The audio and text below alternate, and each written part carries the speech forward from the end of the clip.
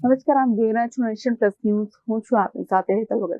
મહિલા સશક્તિકરણ અને આત્મનિર્ભરતાનું ઉત્કૃષ્ટ ઉદાહરણ છોટાઉદેપુર જિલ્લાના પુણ્યવાટ ગામના ગીતાબેન રાઠવાએ આપ્યું છે. પોતાની મહેનત અને સરકારની યોજનાઓના સહયોગથી આર્થિક સંકળામણને માત આપીને વાર્ષિક ₹1 લાખથી વધુની આવક મેળવી લખપતિ દીદી બન્યા છે. ગીતાબેન રાઠવાએ તેમના સફરની વાત કરતા જણાવ્યું છે કે પહેલા છૂટક મજૂરી કામ કરતા હતા. ગામમાં સખી મંડળની પ્રવૃત્તિઓને જોઈને મને પ્રેરણા મળી અને મેં 10 બહેનોને ભેગી કરી જય માતાજી સખી મંડળની રચના કરી હતી.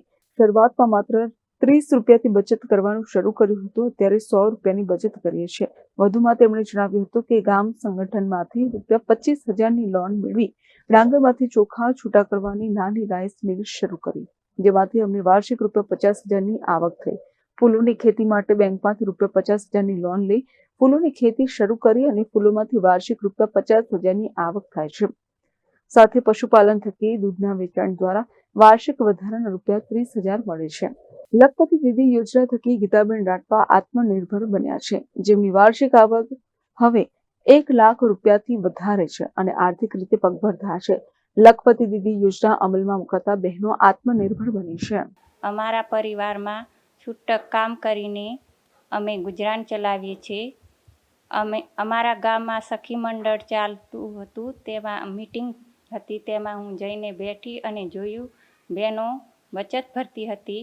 પૈસાની જરૂર હોય ધંધા માટે, એ પૈસા લેવા માટે, તો એ મને ઈચ્છા થઈ મંડળમાં જોડાવાની. તો હું પણ 10 બહેનો ભેગી મળીને અમે પણ મંડળ બનાવ્યું. એનું નામ જય માતાજી સખી મંડળ રાખ્યું. તેમાં અમે ₹30ની બચત કરતા હતા પહેલાં. હાલમાં અમે ₹100ની બચત કરીએ છીએ. અને પછી મને મારી આવક વધારવાનો વિચાર આવ્યો, તો હું ગામ સંગઠનમાંથી ₹25,000નું ધિરાણ લઈને આ રાઈસ મિલની ખરીદી કરી. તેમાં મારે આવકનો વધારો થયો અને ₹50,000ની લોન હું બેંકમાંથી લીધી અને ફૂલોની ખેતી કરી. તેમાં મને ₹50,000ની વાર્ષિક આવક મળી અને રાઈસ મિલની પણ ₹50,000ની આવક મળે છે. પશુપાલન પણ અમે કરીએ છીએ. એમાં અમને ₹30,000ની જેવી આવક મળે છે અને એમ વાર્ષિક આવક અમારી ₹1 લાખથી પણ વધારે થાય છે. આ રીતે અમારું પરિવાર આર્થિક રીતે પગભર છું.